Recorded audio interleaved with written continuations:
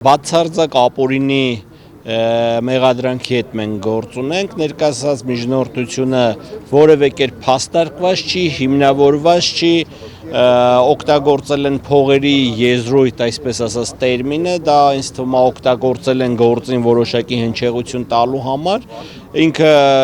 կիլոմետրերով հեռու է, այսպես ասած, փողերի լվացման հատկանիշներից, մեր վստահորդի արարքում որևէ հանցագործության հատկանիշներ առկա չէ, եւ այս ամեն ինչը ուղղակիորեն քաղաքական հետապնդման, հերթական դրսևորման ձևերից է։ Բոլորին հայտնի է, որ մեր վստահորդը ուներ շատ մեծ աջակցություն Ուժեղ Հայաստան կուսակցությունների դաշինքին եւ այս ձևով փորձում են լրացնել մեր վստահորդին։ Ես կարծում եմ դա օբյեկտիվ չի, իրավաչափ չի եւ օրենքի հետ որևէ կապ եւ առնչություն չունի, այսքանը։ Որպես իրավաբան ինչ ակնկալիք ունեք այս։ Դե նայեք, մենք միշտ ակնկալիք ունենում ենք դատավորից դրական, բայց չպետք է մենք անտեսենք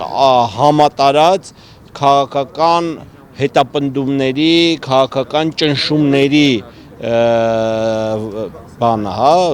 տեսակետը, հնարավորությունը եւ այդ քաղաքական ճնշումների կոնտեքստում մի քիչ բարդ է պատկերացնել նմանատիպ հնչեղություն ունեցող գործերով օբյեկտիվ դատական ակտ, բայց հուսով ենք, միտեղ նաեւ վստահ ենք, որ դատավորը իր մեջ կգտնի մեծ համարձակություն, դեմ կգնա այդ ճնշումներին եւ կկանգնի հենց բուն արդարադատության կողքը։